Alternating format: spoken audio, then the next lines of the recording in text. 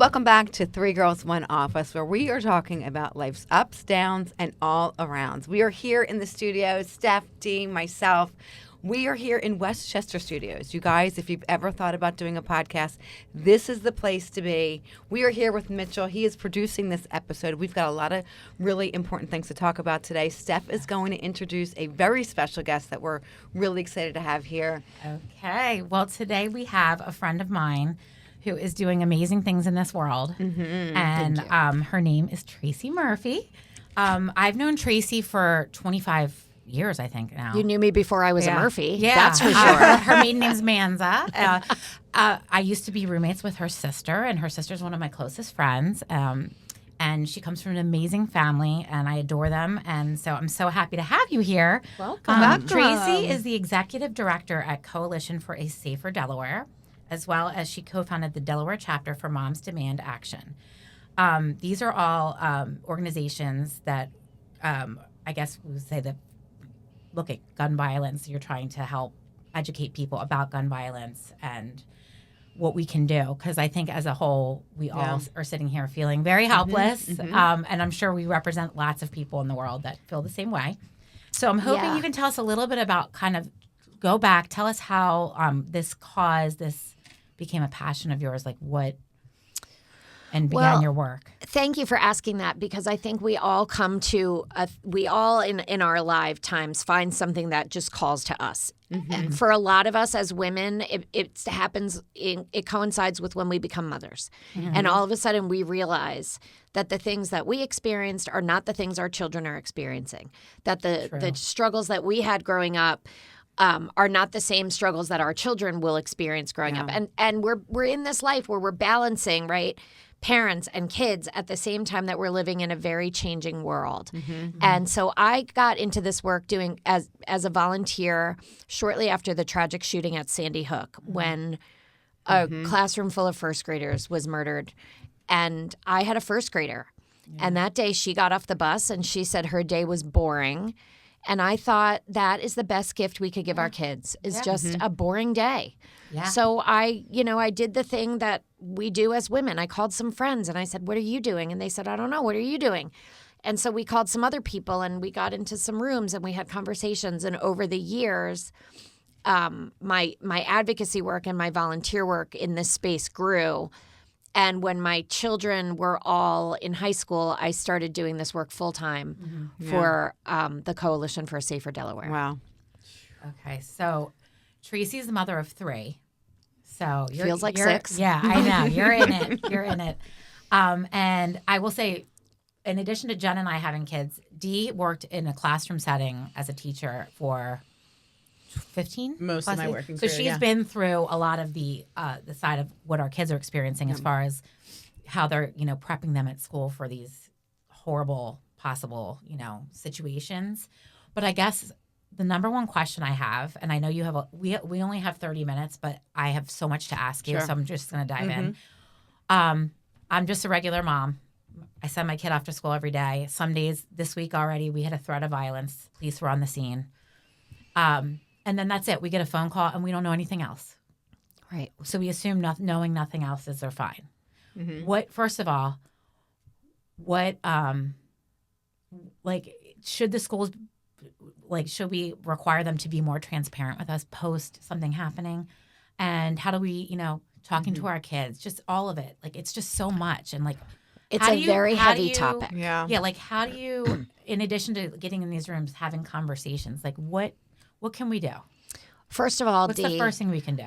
I just want to acknowledge that teachers are on the front lines of a war they never signed up to fight. Mm-hmm. And we are putting teachers in the most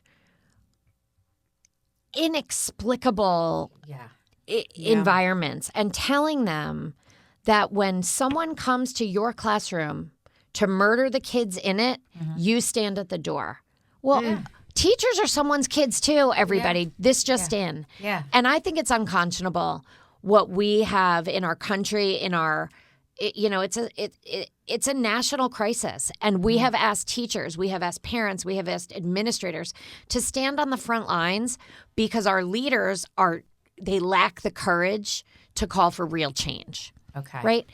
And I'll say this is a heavily politicized issue that is not controversial. Right. No one, to a person, wants gun violence in schools. Right. No one, to a person, wants to live in an unsafe community. Right. No one wants to see tragedies happen with firearms at synagogues or churches or grocery stores or music festivals or schools. No one wants this. Right. But where the disagreement comes is how to prevent it. Right. Right. And that's where a lot of the controversial nature, right? Prevention tactics that work should not be controversial. And that's the work of advocates, Right. to get out in front and say, we need change. Right. So, Steph, to answer your question first, I think the most important thing to know is the data tells us that our children are very, very safe. Okay. Gun violence, when it makes the news, it's because it's rare and unusual, right? The news isn't suburban moms went to the grocery store, met friends for lunch, played tennis, and got their nails done. That happens every day. Right. Right? What makes the news is rare and unusual. And so it's really helpful to remember that. Right. We heard about, tragically, 4 mass shootings that happened last weekend in 4 different communities in our country. But we have 50 states. Yeah. We have millions of communities in our country, right? It would be like getting a bag of rice and saying find 4 grains of rice in that bag. That's the percentage. Now, I don't want to diminish that people lost their lives in those tragedies, but it is rare and unusual. And I think it behooves all of us living in this space to not get inappropriately and disproportionately hysterical. Having said that, there are things we can do. There are necessary things we can do. And the first one is something I probably don't have to tell any of you about, right? You as a teacher have had to advocate in your classroom for better lighting, fix the heating. My kids need 20 extra minutes of recess today. This time of year, my kids need this, my kids need that. We're advocates all the time in every step of our lives, right? And I was thinking about this on the way here. If your kids were sitting next to someone on the bus that was causing problems with them, right, on the school bus. And I was thinking about the day my daughter got off the bus as a first grader on the day of the Sandy Hook shooting. And she said her day was boring, and I thought that's the best thing ever. But when kids come home, sometimes kids they're having a hard time with a friend, and you teach them and empower them to speak up, right? And then the other thing we can do is teach the kids in our lives to look around and build bridges to other kids. Sure. To build community from a very young age. That's exactly what you're doing here, right? You're building community with the people in the room, the people in your lives, and the people that you're reaching with the messaging you're putting out, right, with your podcast. You're building community. And that's the most important, most necessary thing any of us can do to build a better world, a world that we want to raise our kids in. Because I think we're finding when you hear about the people that are committing these acts of violence, it's usually people that maybe were bullied or had a very, very upsetting story. At least most of them. I won't say everyone, but the majority. Absolutely. People are dysregulated, right? And sadly, dysregulation trickles down, right? If we were living in an environment where there was broad peace in our world, in our nation, in our cities, in our communities, in our states, that peace would trickle down. But we're not living in that world right now. We're living in a time of war internationally. Right. We're living in a time of very tense domestic and political environment, and all of that dysregulation trickles down. Right. People who were on the margin maybe are becoming more dysregulated. Wow. And it is easy for them to find arms. It is easy for them to access firearms. It is not hard to buy guns here in Pennsylvania. It is not hard to buy guns in Delaware. And it's not hard to traffic firearms. So even if you can't buy a weapon legally, it's not that hard to get it illegally. And that's where I think, politically speaking, legislatively speaking, we can make big change. Right. So let me take us back, right? Okay. Because I recognize that this is a hard conversation. and I want to bring a little bit of brevity. Okay. Sure. We'll take it. Yeah. Or maybe not brevity, but levity. I don't know how to be brief. I'm Italian. Okay. We all but- are. So I you're in caught good that. company. I felt it. I felt it. So think about back in the day before we all turned 21 and we would roll into town with our fake IDs, right? Let's just admit that we did that. I never had a fake ID. What are you talking about? Sure. Oh, because your mom's listening. Yeah. Not Steph, but the rest of us. Right. But we knew which liquor stores you could use it at, Right. and which ones would take it. Right. You knew if you went to the University of Delaware when I did, you could go to the Down Under 6 days a week with that fake ID, but you could never go to the Deer Park. The Right. Deer Park wouldn't let you in. The Down Under would. They just don't card that hard. You knew that. So let's compare that to firearm sales. We know, and the data bears out which retailers contribute crime guns to the market and which ones don't. Right.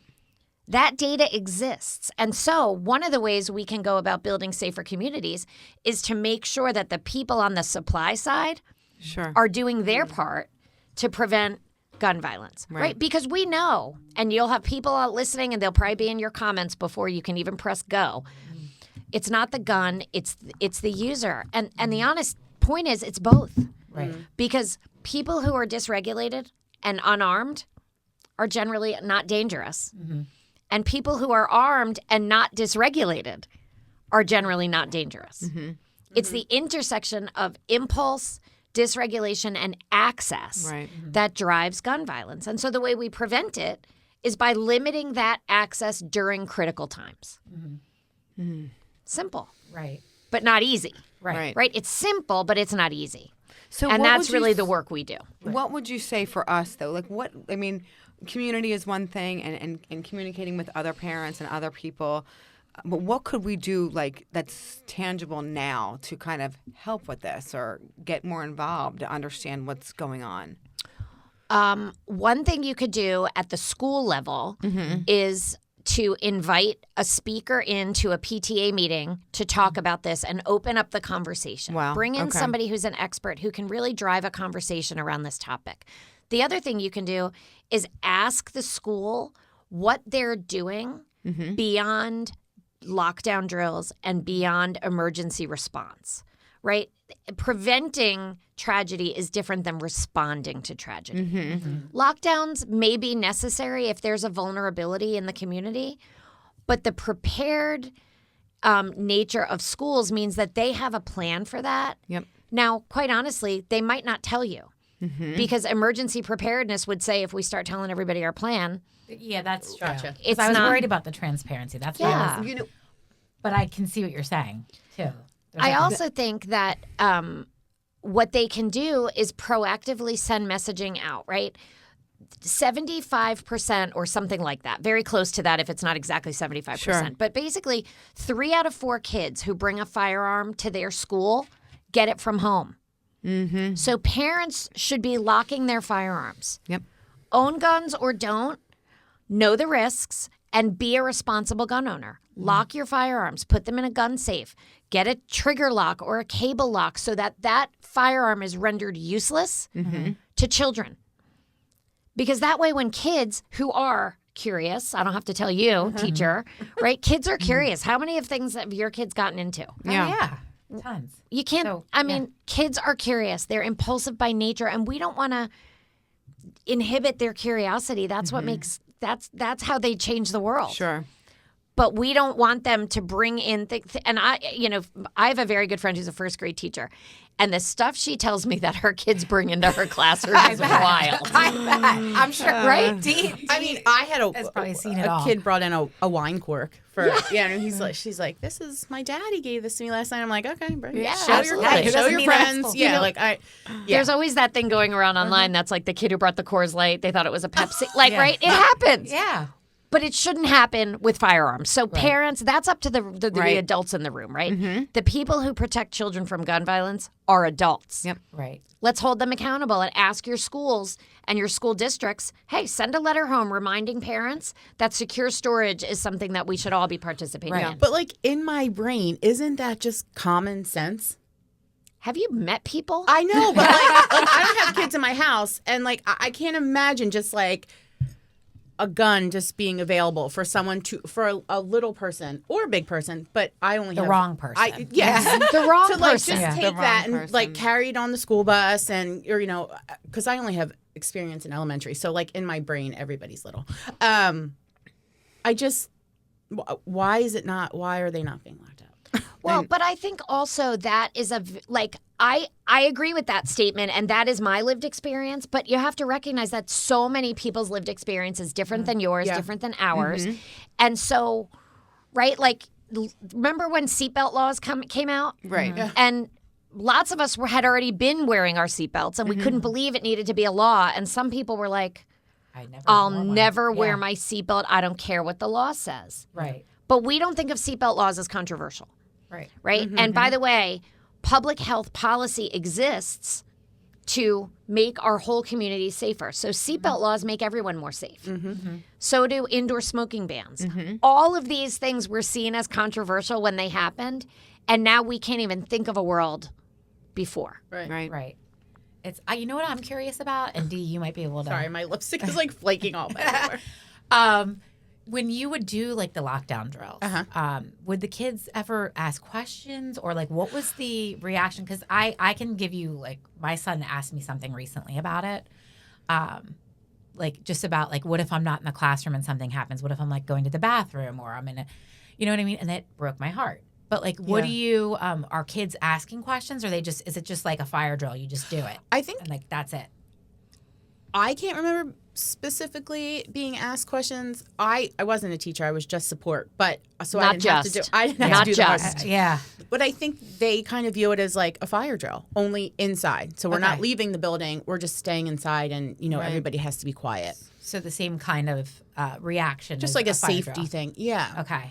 But that saying that Carter asked you that like kind of breaks my heart. It was that was the first time one of my kids really asked me. Have your kids ever asked you about? No, they haven't. Yeah, and you feel sad, and Traci, I'm sure you deal with this all the time, like with what you do. You don't want them to feel unsafe. And you're right, statistically they are safe, but just having to do something. Well, but perception is reality. Sure. If you don't feel safe, you're not safe. Right? Yeah. Feeling safe and being safe have to be the same. And so it behooves all the adults in the space to tell kids that they are safe. Yeah. And this is just because of practice. I actually think one of the best things we could do in schools is not do lockdown drills. That was one of my questions. And I was just going to say that because, interestingly enough, like yesterday, my daughter goes to the University of Delaware. We received an email home. It didn't say anything about what had happened, but of course we've got an email, and then a follow-up email about there's been a lot of questions. So the reaction of the parents, and I think for me, having younger kids, and you're getting these notices, I mean, a couple times a month even at some point. So it's hard while our kids are safe, and I felt good about knowing that. There is also a constant sense of like, what if? And when we are speaking to the kids, I don't know if I'm making my kids more anxious about it or not, because I'm anxious about it, because we know the reality. And they feed off your energy, And they're getting these emails. We're getting these emails. We're getting these notifications so often. You show up, there's cops in front of the schools. It's overwhelming, and it does spark anxiety. And are we giving that to our kids? Are they feeling that? So I'm going to share a resource with all of you that I found online. And we'll also reshare this. In addition to Traci telling us, we will reshare. This is from someone on Instagram. You should all follow that. User is Child Life Therapist. And this was a really beautifully articulated message, right? It's important for kids to learn that weapons are tools, not toys. Right. And this Child Life Therapist, who is someone I followed for a long time, puts out this messaging that I think is so articulate and so easy for all of us to infer and communicate. Guns and other weapons are serious because they can hurt and even kill people. But when used responsibly, weapons can serve a purpose, like the police protecting communities, hunters gathering food, or the military defending our safety. That's a whole other podcast. Yeah. But even trained adults need a lot of preparation, rules, and safety precautions to use weapons responsibly, right? I equate it to if your child was interested in, woodworking. You wouldn't just give them a power saw access the first day with no training. You would say, well, let's learn how to do this safely. I mean, I think we see parents doing that even with kids learning how to go to the gym as our kids get older, right? Learn how to lift safely. Learn how you're not going to hurt yourself. It's our nature as parents, as women, to be protectors and nurturers. Yep. Right. And this is something we can do is really help our kids and their peers understand these are tools, not toys. And every family handles them differently. Sure. And that's why we should always ask about the presence of firearms when our kids go visit someone or play. That right? was a question I had too. I Because had it the can same. feel uncomfortable to ask that. Yes. It can. Yeah. It can. But it's and important. like all uncomfortable things, the way you get better at it is Do Yeah. it. do Doing it. it. Practice. We had something that came home with us first day of school for our kids in younger years that asked you to sign a sheet to let people know if you had firearms in the home. Now, I Really? haven't seen. Yeah. So Oh, wow. so Interesting. we don't have. I haven't seen that in years, Whoa. and I don't know if you were required. I can't remember exactly what it was. Required to hand it in or not, but it was like a questionnaire. Maybe if Wow. you can't, Really? it might have become an issue. Maybe that's why you don't see it anymore. And I don't know. I mean, it was years and years and years ago, so I'm not totally sure. But it was interesting because it was almost like, how do you handle it? Like, do I want people to know? Do I not want people to know? And that's really an interesting point because, you do want to know how other people handle certain scenarios, especially when we're dropping our kids off in this world of Yes. social media too. Like, you have less contact with parents now. The kids are making their own play dates. Like, I'm not coordinating it any longer, which is interesting. So the guidance I offer on this is to just be very transparent, right? Hey, Mallory's coming over to play this afternoon. She is a little bit afraid of dogs. I don't know if you guys have a dog, but if you do, she'll be a little fearful. And also, just so you know, one of the things I always ask about is firearms. If you have firearms, can you just let me know how they're stored? You're not saying, do you own firearms? Are you a gun enthusiast? Do you have a shooting range in your backyard? None of those things. You're saying, if you own firearms, can you let me know how they're secured? And by and large, people will say, yeah, we have a gun safe. It's in the garage. The kids would never get to it. But even if they found it, it's got a combination lock and they don't know the code. Okay. I also remind parents that it's not just play dates. My daughter babysat for years and years, and I always made sure that it was something we asked about when she was babysitting for a new family. That's smart. Yeah, Interesting. very Because smart. you don't That's think good. You about don't. that No. really. You really don't. But can you imagine your child, 14 years old, got dropped off to babysit at the neighbor's house, and a kid walks out with a No. firearm? No. Because what do kids do when their parents aren't home? Touch everything, get into everything. Get into everything. of That's what course. kids do. Yeah. And frankly, that's kind of what they're supposed to do, right? Kids are Yeah. supposed to Curiosity explore and- their world. Right. So it behooves us to keep those firearms Yep. secured so that bad outcomes don't happen. Right. Because that's the thing with firearms, right? There's no turning back. Yeah. So the data says, and again, math is not my strong suit, so I don't always have the Mine numbers neither. exact, but something like 60%, maybe a little bit more, of firearm violence every year in our country is due to suicide by firearm, not school-based violence, not community violence. 60%, 2/3 roughly, is suicide by firearm. So locking firearms is critically important, not just to keep guns out of school, but to keep firearms away from people when they are at their most vulnerable. Yeah. And we all have slammed a door. We all have, I came from tennis this morning, right? It feels good to hit things sometimes. Yeah. We all are human and we all have impulses. When firearms enter an impulsive environment, there's no turning back. There's no turning back. You don't recover from that. Right.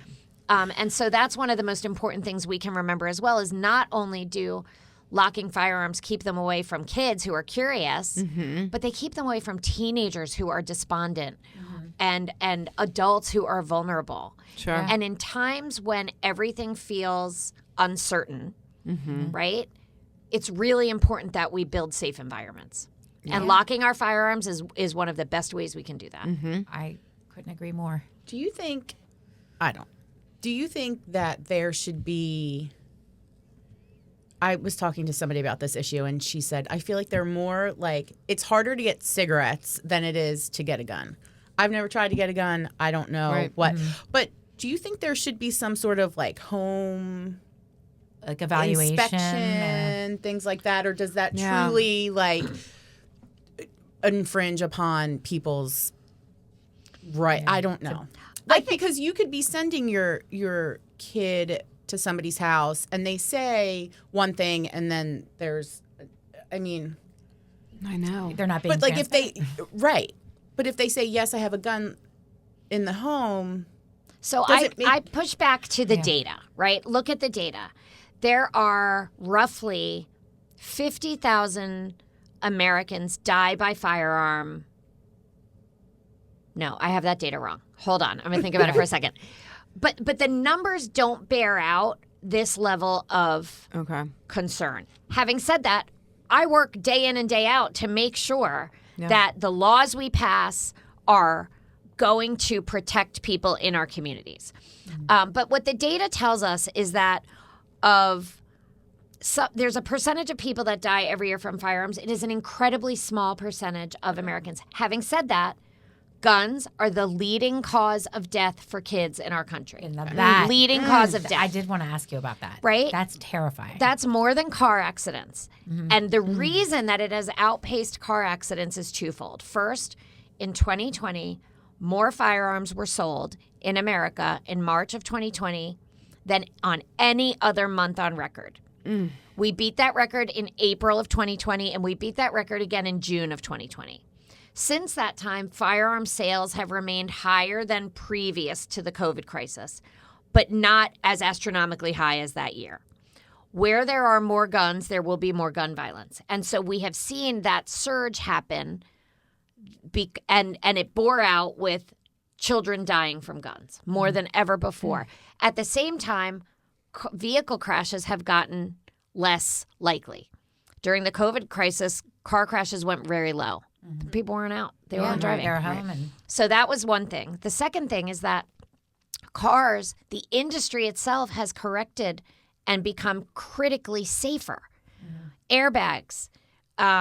When you get in a car accident now, the car bears all of the, how many of, I mean, listen, you bump somebody at a traffic light, you bump somebody in a parking lot, your car is so damaged. You can't believe it. You're like, it was barely a tap. The car bears all that impact to protect the people inside. Right. That's the job of the car, to get you from A to B and protect you along the way, right? And the car manufacturing industry has taken ownership of safety because there's liability, right? A Honda will do a recall. If they have a faulty piece of a vehicle, right, you'll get recall notices. You see it in child safety things like cribs or car seats. You see recalls for lettuce or salmon, right? You see recalls. That's because there's liability in those industries. The firearms industry lacks liability. In the Bush era, George W. Bush signed a law called PLACA, the Protection of Lawful Commerce in Arms Act, which basically says firearm dealers and manufacturers are not liable for what happens with the use of their products. If we could change PLACA and repeal that immunity shield, the industry would self-correct because the industry would want to protect itself, which is exactly why you see recalls, which is exactly why on the side of every glass of wine, menu, the wine menu or a bottle of Budweiser, it says drink responsibly, right? We're not responsible for what happens when you're drinking this product. We're giving you that information. Same with cigarettes. Things that are dangerous create a liability environment that the firearms industry has thus avoided. Wow. That's an interesting thing to kind of dig into. Yeah, and that's such a good, those examples are so, that really is eye-opening. Well, think about it, right? Like, what happens? I mean, we've all seen the news. Somebody spilled their hot coffee on their lap and they go sue McDonald's. Yeah. And guess what? McDonald's is liable for that. Yeah. They're held liable. Yeah. But the firearms industry, you don't hear about it. You don't hear that they're taken, right? You don't hear about it. It's starting to change. And that's because some states, Delaware is one of them, has repealed the liability shield for the industry, which basically means we're just going to treat you like every other industry. Every other industry has liability protections. Why should the firearms industry be any different? If you have a trampoline in your backyard, your homeowner's insurance goes up. But if you own a firearm, the leading cause of death for kids, your homeowner's insurance doesn't change. Why is that? One of my little notes here said share a fact with us that will blow people's minds, and that you just did.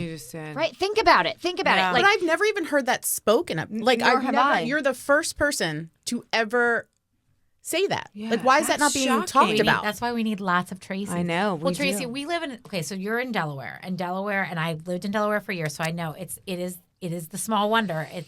I feel like everyone kind of knows everyone, and it's if you have a feeling about something or you want to make something happen, it can happen in Delaware because or I mean you know what I mean. Whereas Pennsylvania, we're in a lot bigger of a state.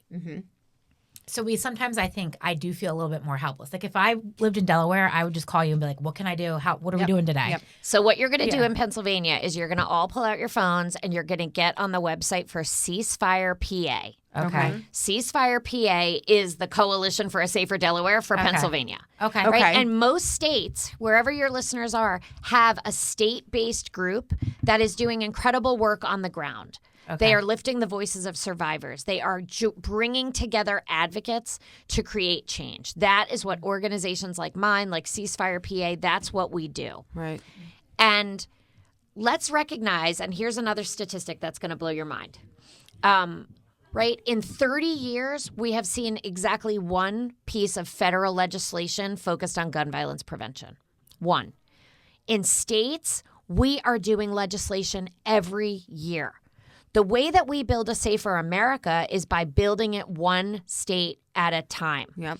And we don't even need to wonder how to do it because, and I'm going to share this data point with you all, and then we'll make sure that your readers, your listeners, and your viewers can see it. This is a chart. These are the states, 50 states across. The safest state in the nation, the least safe state in the nation for firearms. Look at the differences. Wow. Right? So all we need to do to make our country feel incredibly safe and be much safer is do whatever they're doing in Massachusetts. Right. Or New Jersey or New York. They've already figured it out. Okay. All we have to do is do what they do. Right. Again, simple but not easy. No, right. And I know, and I mean, without getting political, I'm going to get a little bit political and just say this, that this doesn't have, this, to me, this issue is about keeping people safe. This isn't about anything more than that, and everyone should want that. So, I hope people, when they see that we're talking about this issue, I think people do think of it as a political issue. And if we kind of could just table that and just think about really the root of this, we're all in this together. We don't want bad things to happen to our kids, to our innocent people. So I hope that people will be open to listening to this. And, I think if we work together and look at, like Tracy said, look at the states that are doing it right. And just finding out where we can, like, find a Tracy near you or contact Tracy. Find out. I think it's finding the helpers, finding the people that can lead you, because we don't necessarily know where to begin.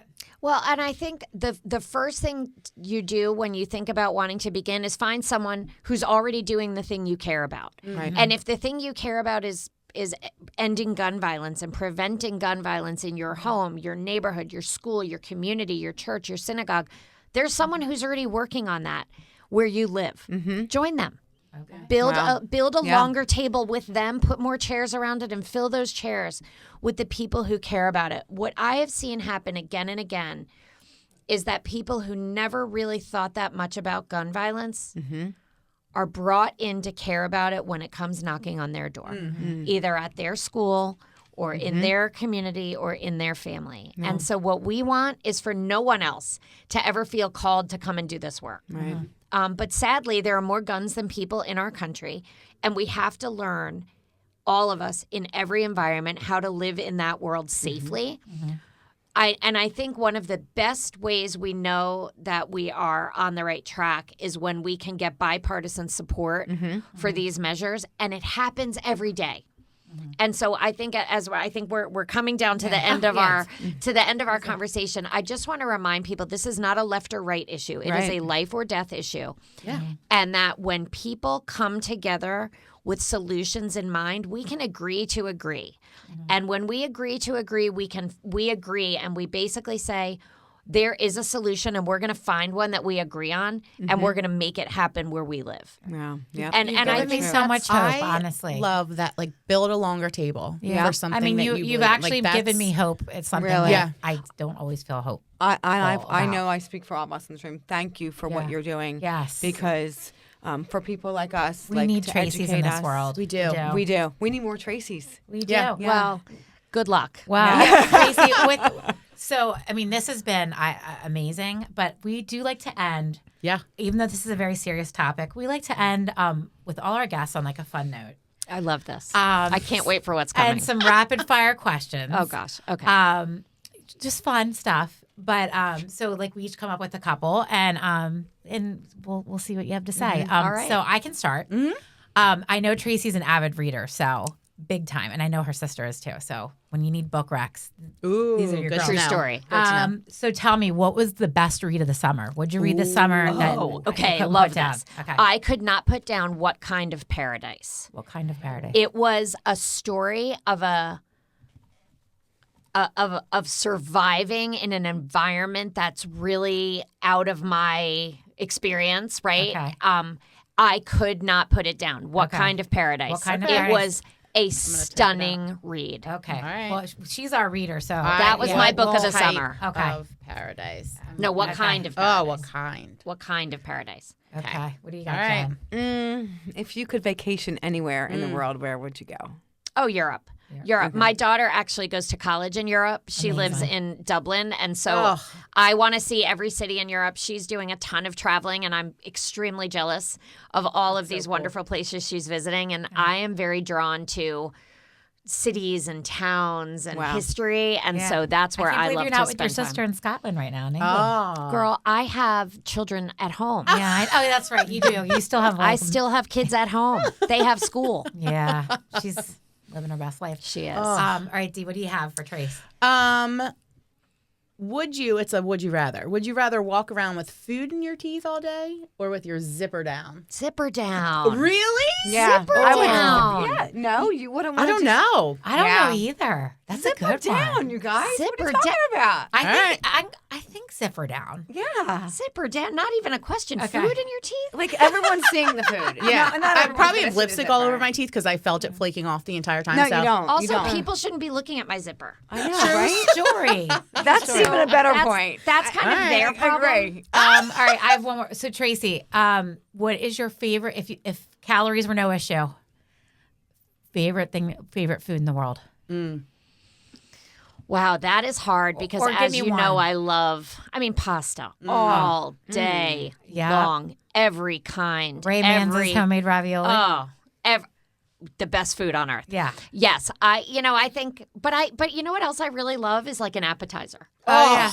Like an appetizer. I Same. just want a couple of little bites of 55 different things. Yes. Yeah. I don't want one big thing. I want all the things. Yeah. So savory food is your thing. It's I not am a sweet. savory food, Okay. not a sweet. I Never was- have had a sweet tooth. I was at a friend's house Oh wait, a couple weeks and of ago. course wine. Oh, Yeah. well, thank you. Well, Yeah. I mean, of course. Right. I was at a friend's house a couple weeks ago, and Tracy's sister brought the most delicious appetizer I've ever had in my life. It's something in your genetic makeup. You guys know good apps. We know good food. You Spill do. it. You and I know, love people it. who love to eat generally know good food. Yeah. Like we know how to make it. Yeah. We're I a family appreciate of that. We're a family of eaters. We're a family of food. we Yeah, love to entertain. I love food, but I don't know Yeah. how to make any of right. it. But I I want want to to eat eat your it. good food. Yeah. Well, I have loved having you here. We so appreciate thank it. We've you. learned a ton. I wish that we could have just done an hour because I I feel know. like that we just scratched the surface. I always say this. We always have these neat guests, and like we just scratch the surface, and then We'll we have to just have you sign come off. back. Yeah. But I would love to. yeah. We can talk books, Yes. menus, gun violence prevention, Yes, all the all hot things. topics. Yes. Love it. But we thank you all for listening to 3 Girls, 1 Office. And thank you, Tracy. And check out for everything Traci kind of went through with us today, we will post things on Instagram so that you can follow along with what she's doing. Thank you. Thank you all. This was a joy. Thank you for spending some time with me.